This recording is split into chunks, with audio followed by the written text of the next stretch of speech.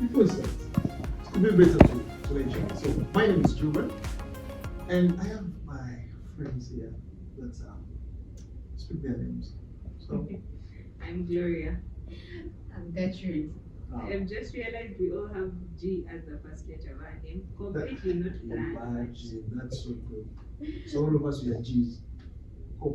Yeah, something, it means something. So, today we'll talk about something, a trigger. Something that we face every day. We cannot be happy to do it, but anyway, we have to. So we're talking about forgiveness. Forgiveness can mean a lot. Like it can mean life to others, and it can mean really that I will never. So I don't know what's forgiveness supposed to be. I'll go first. I think when I think of forgiveness, I imagine I just think of the word release. Yeah. Because release, letting go, but also I know because when I'm struggling to forgive, I feel like I'm holding you like this. Not that I'm going to struggle with anything, but like forgiveness means to just breathe and release. So it's like how you can be suffocating and then you find a way to breathe. So for me, it is breathing and releasing. Oh, That's how I define it. that's good. You're not like some of us, like really when we don't forgive, you feel like strong. So at least you have not reached that level. But I think for me, forgiveness means really letting the person go. You know, sometimes you hold people are bad, people are wrong. Like, you know, but I think forgiveness is just, you know, they always say letting the person go, like, you feel like, okay, it's happened. Anyway, so I will not live with it forever. Because sometimes the pain is nice. So I think forgiveness for me will really letting something go and accepting that it's happened and you have to move on. Yeah. Me too. Forgiveness is just like the word has shared. It is letting go of past pain, past trauma, anger, resentment. No, that's good. Hey, I'm losing my phone. So, there's those times that it was hard. You know, you had to forgive it. This person should have to let go. The way we are saying it's easily in definition, but I guess in action is something that so. I remember there's sometimes that people who have really wronged me, and it takes time for me to heal, because I think before forgiving you have first to heal, and I don't know. That's what I think. I don't know, but I think before I forgive you, it's kind of connected to healing, and then you can let go. But I think it's hard. What do you think? For me, I think you need to first forgive because healing is a process. It can even take you years. It's a journey. So you have to forgive first, then you start with the healing process. So you forgive, Yes. and then go to the healing. It's not after. healing and then forgive you. No, because when Wow. you say you're going to first heal, then you'll never forgive. Because Okay. healing You're is a putting a process. time to heal it. You're putting a time to healing. Yet forgiveness is a choice that you have to make now, and then you start on the journey of healing. Wow. So you don't look at the time and the wrong. You say like I will forgive, and I will heal later. Yeah. Something like that. Okay, for me how I understand forgiveness is you make up your mind to Okay. forgive. You So choose it's a to. decision. It's a decision that you have to make. Then after taking that decision, because every time, now like let's say someone wrongs you and they're always in your circles, you look at them every day, they're going to trigger you all the time. You look at them and you be like, this person. But because you chose to forgive them, your journey of healing will be easier. And it is a one day at a time. But now imagine the way you said like the people becomes a trigger. And when a person is a trigger, right? That means you have not healed, right? Yeah. And that means is there a possibility? I think like you cannot say you're forgiving someone if anytime you see them you still feel bad. I don't know. I feel like if I still see you and I still remember and feel the anger and triggered of your presence, I think I'm not forgiven you. Because the healing is not yet there. So every time I meet you, I'm like, oh God, if I can only grab you, know? So what do you think? Like me, I think like you're supposed, me, my thought was like you heal, and then at the end you'll be like, anyway, I'm past this, so why am I holding you back? Let me just forgive the person. I think about it in like the picture that I'm painting in my mind is when someone owes me money, and there is no pain. Okay, we experience different kinds of pain, but there's no pain like not having and being broke and knowing that there's someone who has your money and they are not responding to you. They are not paying back, and they are not even communicating. Now that's even worse. So sometimes if I bump into this person, the first thing I'm going to think about is my money. Say this. Have I forgiven you? I think I have. Okay, it really depends. There are sometimes that I'm just like, I tell myself, don't do that again, or just so that you don't bring yourself back in that same situation. But I think that trigger also, it reminds you that there's a bit more work, but you're still on. Tomorrow can be a better day. Tomorrow I may meet you, and my heart is in a good place, and I'll see you, and I'll just say, God, forgive that one. But me, I think that trigger comes from the fact that you haven't healed. As long as you haven't healed, that trigger keeps coming. But the forgiveness is because you chose to. And now that I think about it, if you have chosen to forgive, let me say you're like, if I meet this person again, I'll strangle them or do something. But the fact that you chose to forgive them, you won't think about the strangling part. Yeah. But now I know you're also having the thought, and I think you should share also maybe one or two things that you think. But still, you have said that we are having that challenge, but there is those times where it was hard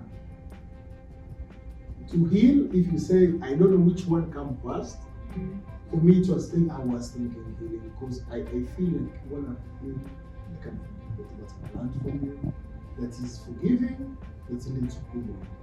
For me, I'll give you an example. It really happened to me. My father died when I was very young. So when he died, I thank God, I haven't lost family before. At least the ones that I remember, my father, my great granny, and I think two of my mom's cousins. Those ones in my family. So, but for my dad, because I was young, I thought he never loved us. So he chose to die. Growing up, I thought death is a choice, that someone chooses to die. That is what I thought. So along the way, like where you grew up from, like there are challenges, of course. Not that people don't love you, they love you, they care, but there's that missing part. So I would be like, this man never loved us. Chose to die. And because it is him that I had an attachment, and I remember I thought he chose to. So all my life, primary, high school, it was around senior 6 that I went for some fellowship, and that gentleman was talking about forgiveness. And now for him, he had held on to his dad for 20 years. The issue they had, it was 20 years.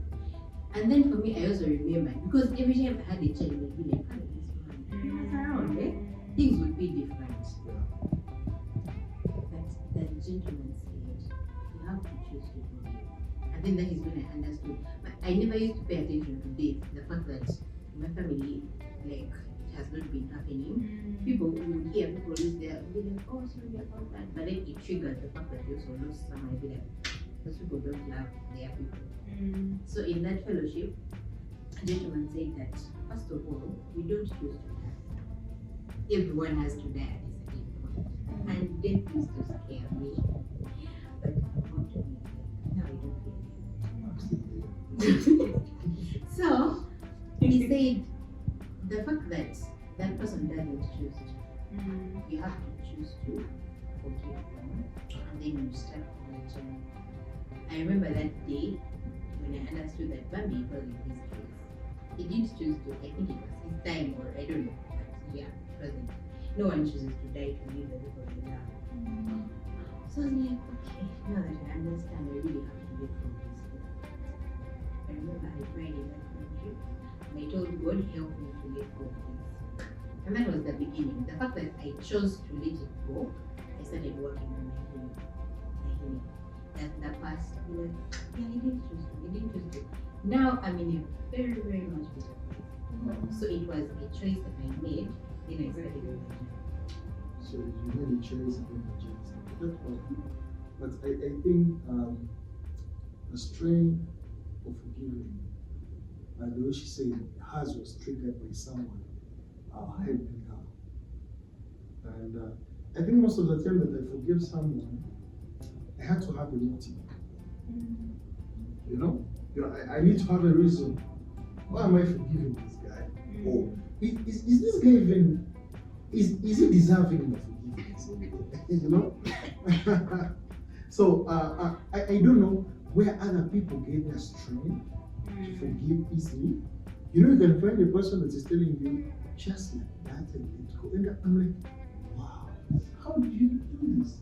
So I always ask myself, where do people find strength to forgive easily or even hard, but in short time? I don't know. But even in a long period, where do you think people find strength? I don't know. You know how people say when you're annoyed, you can feel a lump in your throat. Now, when someone has, maybe upset me in any way or has caused me harm, and I'm feeling all of that, I feel it in my body. And so because I feel that, maybe I'll struggle to breathe. It may sound dramatic, but like, I notice when I'm maybe mad or annoyed or upset by something, and I feel it in my body. Sometimes I feel it I just find it hard to breathe. Like I keep telling myself, breathe. When I have to remind myself to breathe, I know something is not right. So me, one of the things that has helped is that I know it physically, always. Like it upsets my body. So in my head, I'm like, I don't have time to hold this because I'm the one who is feeling funny and feeling bad. I don't know if anyone else experiences it as well, but that's one of the things that helps me is to just know that if at the end of the day, if you don't forgive someone, my dear, you're the one who is here. You're there anointed. I'm going to God and pouring out my whole heart about X, Y, Z, and they've done this, that. Of course, when I do that, I feel that release back to what forgiveness is to me. So for me, the opposite of forgiveness, the response of my body is what alerts me. But just like I define forgiveness as breathing, and not forgiving, for me, it's suffocating. But I think that's true. But I think I've gotten a solution. I think the only time when I have to tell myself breathe is when I'm annoyed and I'm about to jump on something. Like, Joanne. Like if you have to remind yourself to breathe, just you know when you feel like now at this point I'm no longer breathing, and I need to breathe. But also, I think in addition to that, it's that whole thing of what would I want to experience if I were that person. If I, God forbid, I borrowed money from someone, and money is a very sensitive one, and I have failed to pay. God help me, at least I'll communicate. And I have failed to pay, so I come back and I say, whatever I would want to receive, the Bible tells us to do to others as we want that to us. So I'll also just remember that and be like, but there are also times we have danced around with sin with God. He forgives you for this thing. It's like telling God, never again. Tomorrow, you're the one. So because of how I have been forgiven, I also know that forgiveness is something for me to extend. So, I think it's like Judy said, it's that you keep building up on it. Sometimes it will be easy, sometimes it will be difficult. some things may be easy for you to forgive, and others get to decide, I can never forgive that. Actually, just to add on to that, I Mm. think most people hold on to pain because first of all they have chosen it. Why I'm saying that is because I had chosen to hold on to pain, which is not making sense. Like, I mean, why would you hold on to someone who is never going to come down? You get? And then the understanding that I've forgotten about forgiveness. Most people, usually people think that we can forgive out of our own strength. It is not our strength actually. And whenever you use your strength, you're going to reason it in your mind. This can't be like, because I remember one time we were having a certain class and we were told this scripture where it says that before you offer your sacrifice, you need to go back and make amends with the person you annoyed or something. I don't know what exactly it is, but that scripture keeps coming into my mind. Like, before you offer your offering to God, first go back and make amends, then you come. But usually, most of us, we reason it in our own mind. We like, I don't think it's possible. But we forget that there is nothing impossible with God. Everything is possible with God. So, in that class, the gentleman said, he gave us an example. It was like, imagine this. Your sister didn't say you and I are related, and then I cut off your hand. Like, we have a fight, and then accidentally I cut off your hand. You have to live with this. And every time you look at your hand, you remember that it is natural to be in it. But then the Bible tells you forgive, just like how we have been forgiven. Wow. You get? So you have to choose to. You have to. That example. I just No, like, because these are things that happen. Sometimes we look at these small things of money and that, but can you go to the extreme of the forgiveness?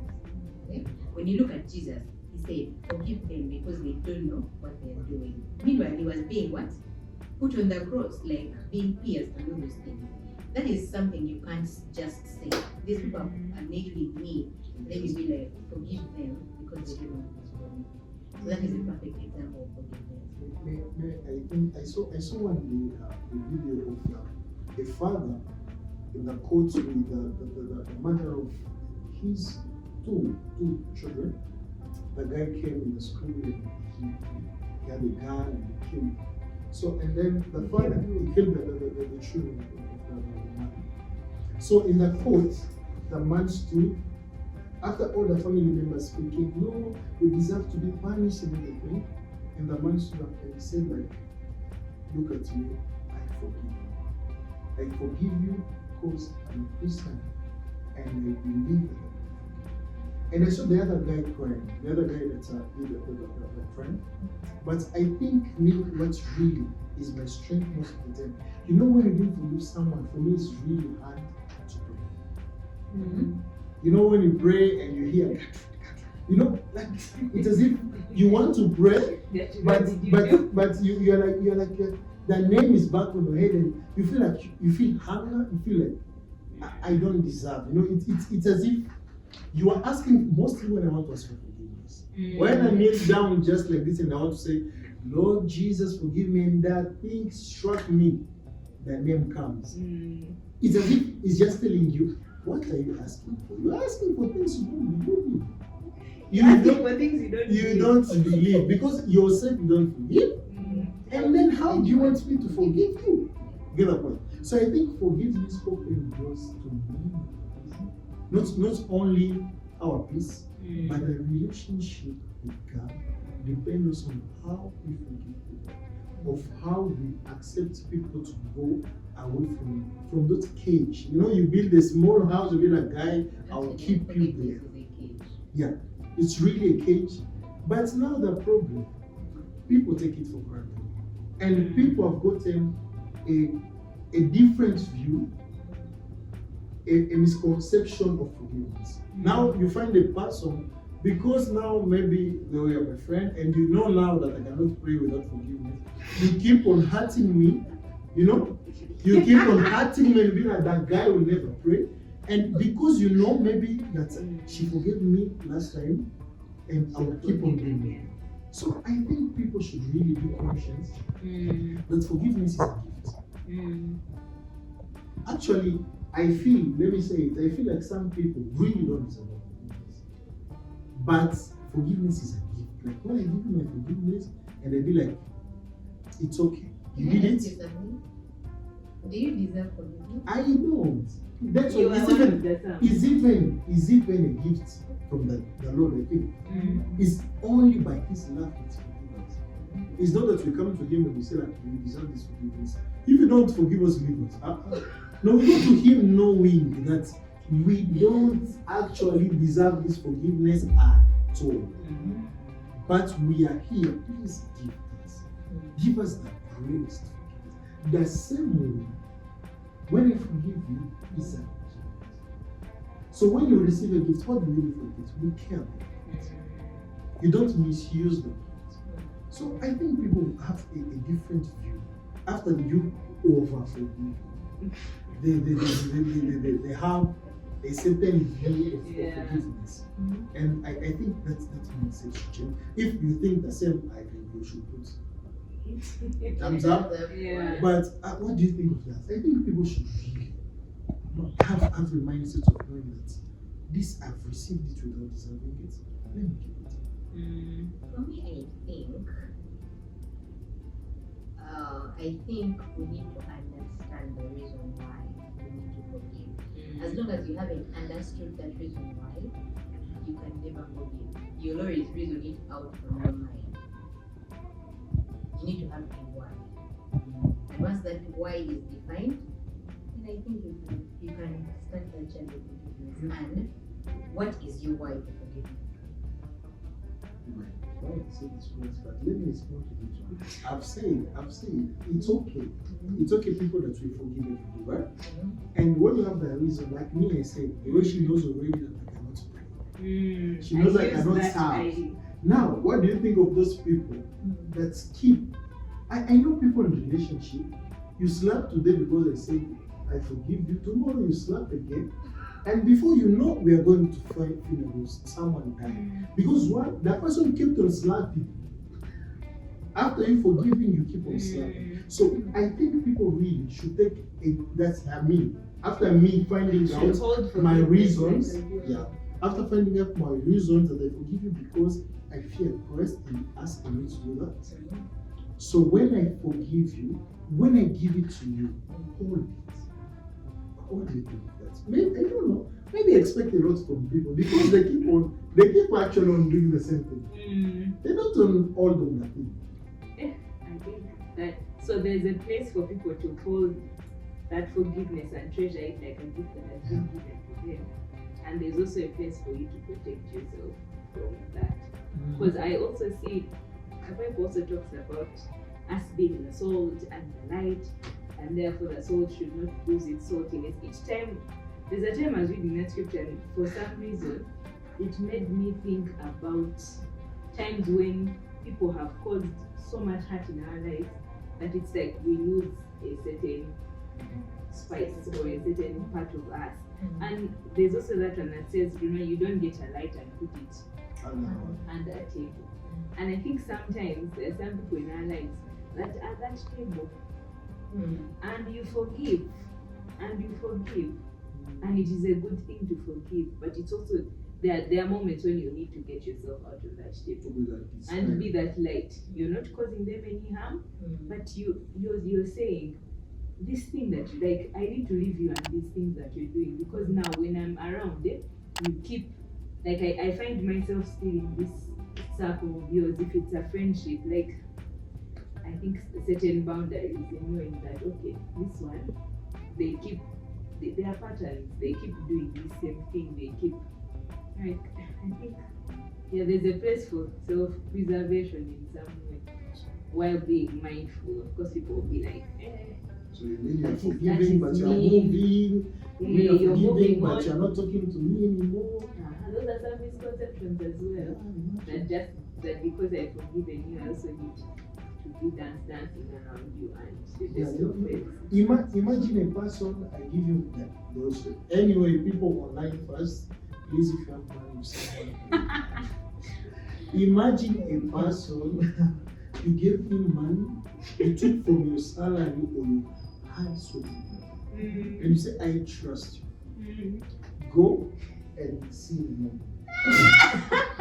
Okay? So you give them and you tell them, let me help you. But the person don't pay back. But after you say, look, okay, guy, I've forgiven you, I've realized you don't have the money. The guy comes step by step telling you, by the way, can you have a 20? And you be like, really, do you think I can give you back the money? And when you refuse to be like, no, that means you didn't forgive me.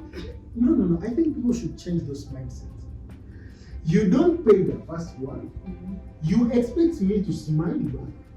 And then you expect me to forgive and give you the second one, which is wrong. No, for me, what I think in that scenario, when you give the first time and you leave, usually one of my aunties told me, if someone comes to you requesting forgiveness money, you give what you are willing to lose, whereby it will not cost you. Like if it is 50,000, That one is tricky. it is 50,000. If for you, okay, losing 50,000, whereby you're not going to hold on to it. But if it is a lot of money that if you give out and you don't pay, it is going to hurt you. You need to revise to the level of, if I give like a 20k, even if they don't pay us back, I'm okay. Rather than And giving. that means you never leave. Because No, of the because nature that is something that is protecting you, being that the first time you gave this person, they are not paying, the next time they still come back. You have to revise the way you do it. To be like, if I give him this, if he doesn't pay back, I'm okay. Not giving again, Now- and then you have Now to pay the for it. person, you give what you are willing to lose, right? The first time you give what you are not willing to lose. And then the second time you give what you are willing to lose, but the person don't even pay back what you're willing to lose. And then you come ask, what can be If you your have action? Giovanni's money, I beg you, bring Get it it back. back. That's not a thing. But I think what I think on is that people have those misconceptions. Yeah. But I think all of us are part of money paying. But we can share actually. I would love to know. You say that you can. That's one of the solutions, right? Going to the step of giving what you're willing to lose. But have you experienced yourself where a person, not only on money, maybe a person have gotten a misconception of your forgiveness and use it wrongly? Well, I can't remember any because When someone is taking advantage. Yeah, like you I forgive. don't remember any. But anyway, the person don't change any. Oh, those one in relationship we know that happens a lot. But I think people apart of money, they should stand on their words. You know when I really take you at heart, like let's say you're a friend, and we are having a problem. And as a friend, you promise to me, sorry, you say sorry. I think people should be willing to mean and to make a step of change. People should not just say sorry. Sorry should not be the sentence of every. Like imagine just being in a house and maybe you came late yesterday, you come into bed and sorry become the song. I think people after saying sorry and being forgiven, they should have that mindset of wow. You know that shock, really? Yeah. But people think they are problems. You know, when you forgive someone, you be like, that's one. I deserve like that's one. It's as if up to the point when they keep, they feel like they have been forgiven a big deal. But I think every small things people should really relate to that. Yeah, I like that thing of your sorry being carrying meaning, carrying weight, like your words. What's the weight of your words? For instance, when I'm texting and we are talking and we are doing this whole back and forth and conversing, and someone goes quiet, it hurts me. So when you come back and say maybe after 5 hours or whatever hour or the next day, hey, I'm sorry, I got busy. Like, I get it, but you say it the first time, and I'll understand. Then you say it the second, third, and I'm just like, you say sorry, but I'm in my head, I'm like, I'm not sorry. But now I think that people should stop doing. I don't know what you think, but you can share it with the comment. I think that we should be saying the truth. Yeah, because from what you have said, it's true. Yeah. You said sorry, I went for work. Reasons are always there. You can play them. But the thing, I've experienced it once and it has changed me on the way I combat that person. So after me telling the person like sorry, the first time, the second time, no sorry, I was busy. I was like, actually, what we will do, you have said sorry so much. I think if you do it again, this will not keep happening. I'm ready for that.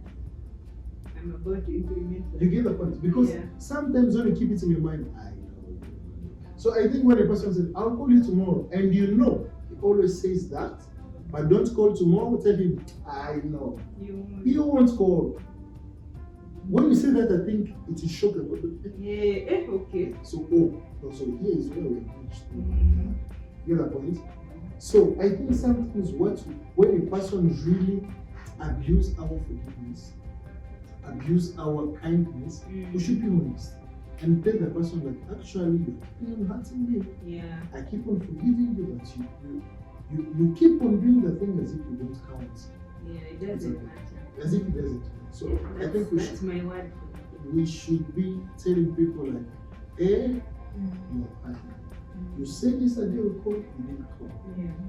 So the person actually told me, you said you do this, you didn't do it. And then he said, if you will not do something, don't say it. And from then, I watch everything I want to say. Before I say, let me see. Okay, We lie. I will do it. Yeah, we lie. So you check. You say, I think that's what you should be doing. Ladies and gentlemen, people do wonderful things. Then you're saying, okay, I hope it will be safe. People do wonderful things. But what you think, you can share it in the comments. And so we'll know also what you've been thinking, because I know it's a trigger for everyone. Everyone has this It may not be a trigger for everyone. by some people have hearts. The Lord forgive us. So I would love to know, you know, now as you know the challenges that you have and you face normally when we forgive people and we don't take it serious. And you said already part of it. Sometimes you need to take the lamb under the table and put it with substitution. And I feel also moving, not staying at one place. No, because I think too much forgiving can become toxic. I don't know, like, you know, when they say like, you see, when it becomes too much, in my country they always say, I don't know how to explain it to English, but they say like when you beat the drum a lot, yeah, at the end it will end busting. Yeah? By age you keep on beating it, it will burst. You say it how they say it. So ukipiga ngoma sana, Yeah. itapasuka. Yeah. So if Nauliza? That's good, I love that. So I think sometimes also we need to be willing to move before we burst. Before people beat us to the next thing, we can't really stop. Then when we say this, people doing wrong to us, when we forgive them, sometimes it leaves wounds that kills our confidence, kills our way of speaking, kills our way of standing. You get that point? So you should not stand on that thing up to the extent where you die. So one thing I should share today is really try to stand on your own when it's needed. Okay. But what I want to know, being Christians, which especially this conversation, like being Christians. I was talking to a person that told me like, I feel like forgiveness feels like a trap being a Christian. You know? It feels like a Is that trap. what they say? Yeah. Like, you know, people, I know the person was really heartbroken, I understood. You know, people think that because you're Christians, they can misuse us. But the truth is we're supposed to. But now, when people have that, When they know when they know they're that your Christian, default is to your forgive. default is forgive. So what I think sometimes the reactions are different to that view of a person. So I don't know what is yours, but mine I think, Christian or not, if I forgive you and you keep on doing it, then I will love you. I will love you from a distance. Yeah. You get that? Okay. For me, anyway, I haven't really experienced that whereby someone hurts me a number of times. I mean, not because I'll tell you what I believe. You can't allow people to keep abusing you in the name of forgiveness. Yes, we understand forgiveness, but you also have to understand the reason why. Because being that you also allow, because if the person is still abusing you like all the time, that means you have also allowed it to happen. I think because two parties play. Yeah? You know, like, okay, me I haven't experienced it, like, so I think by the way is when you choose to forgive the person, there are certain boundaries that are set. When you're Christian, you don't expect that to No. There are certain boundaries that are set. Like you had to make you clearly communicate that this is a boundary. Clear communication. That's what because if you don't communicate to me, now like just like how you say, when someone has you tell them, that person who told you that you do this, you say you went to call, you don't call back. If you don't tell me, you keep calling and then you keep it in your head. I know this person is going to call. I know this person, you're not communicating actually. I might be there thinking my thing. Like, you Yes, might be there that thinking just he says- knows that he's hurting you. Yes, Woman it and man says is quiet. they don't know. You get because sometimes or many times we live out of our experiences. We take people for granted, not because sometimes we choose to, but because of the experiences we've been through. Now like that communication thing. Some people don't know that they actually have to communicate. So if you don't make it clear for me, I may not understand. Yet I'm hurting you indirectly. You get so if I hurt you, you tell me, you know what, this is what you did, and I'm like, oh, I understand. The next time I do it, you clearly communicate and understand that I don't think I'll do it again. Yeah. So clear communication sets the boundary. But now we have steps. We have steps. Like personally, I have to, you know, after you hurting me, I have to, you know, that what I said. Before to not jump to you or you just say like Jovan, okay, breathe. That's the first step. Okay, so we have steps that we always take. Me personally, I be like breathe, and then I be like okay, it doesn't deserve that. Hey, this don't work for it or to respond to this, right? And I can live without this person. Even if I forgive him, I don't hold him back, and I tell him or her that actually I feel like this won't work. We have those steps. Some of them are hard to take. So what are steps that we normally take to forgive? I'll go first. For me, the first one, that I take is believing in forgiveness, that it actually happens. It's forgiving and then letting go. Believing in those. You can forgive and let go. Then the other thing, I also believe in healing. I believe in healing because I worked that journey. Then the other step is clearly communicate.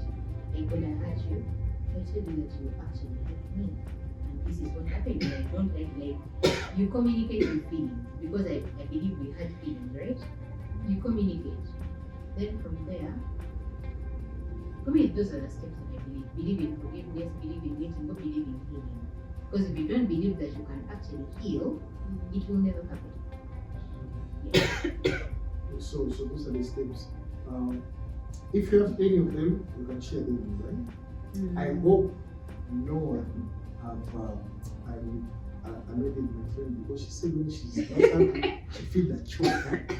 Let me hope it's not the case. I don't know. I think you have just remembered when you're talking about stuff, you're like, oh no, I don't know what to do. Actually, the other thing I forgot is after those ones, like believing in forgiveness and letting go and healing and communicating, then you take it to God.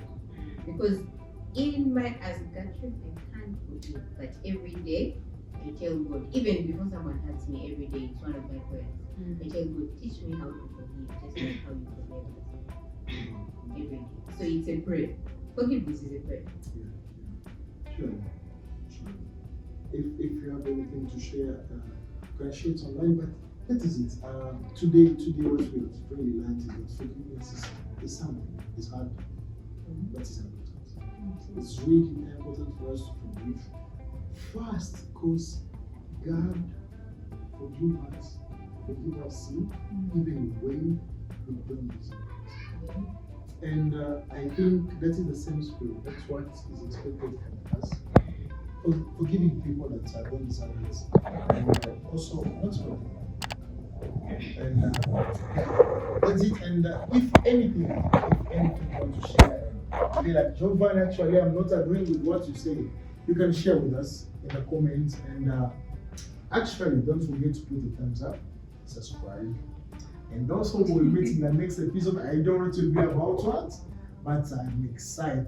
And thank you so much, Gertrude and Gloria, for sharing. I know that our sharing will help someone. And I thank God for this moment. Thank you so much.